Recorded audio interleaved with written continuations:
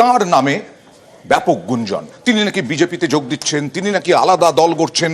সবেরই জবাব দিলেন অভিষেক বন্দ্যোপাধ্যায়। অভিষেক বন্দ্যোপাধ্যায় বিজেপিতে যাবে? আরে আমার গলা কেটে দিলে কাটা গলা থেকে মমতা ব্যানার্জি জিন্দাবাদ বেরোবে। আমি বেঈমান নই। আমরা তাকে আহ্বান করছি। অভিষেক বন্দ্যোপাধ্যায় তৃণমূলের সর্বভারতীয় সাধারণ সম্পাদক, ডায়মন্ড হারবারের তৃণমূল সাংসদ। ইদানিং অভিষেককে নিয়ে নানা গুঞ্জন, সে সব কিছুরই জবাব দিলেন অভিষেক বৃহস্পতিবার নেতাজি ইন্ডোরে তৃণমূলের বিশেষ অধিবেশনের মঞ্চ থেকে। বাজারে রটিয়ে দেওয়া হচ্ছে অভিষেক বন্দ্যোপাধ্যায় বিজেপিতে যাবে। আরে আমার গলা কেটে দিলে কাটা গলা থেকে মমতা ব্যানার্জি জিন্দাবাদ বেরোবে। আমি বেঈমান নই। বাজারে ছড়িয়ে দেওয়া হচ্ছে নতুন দল আসছে।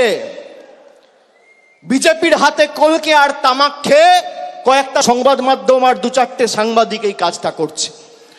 আমি তাদের নাম করে এই সবার পরিবেশ নষ্ট করব না। অভিষেক বন্দ্যোপাধ্যায়ের বিরুদ্ধে ইডি চার্জশিট দিয়েছে, সিবিআই চার্জশিট দিয়েছে। দু জায়গায় খালি আমার নামটা লিখেছে।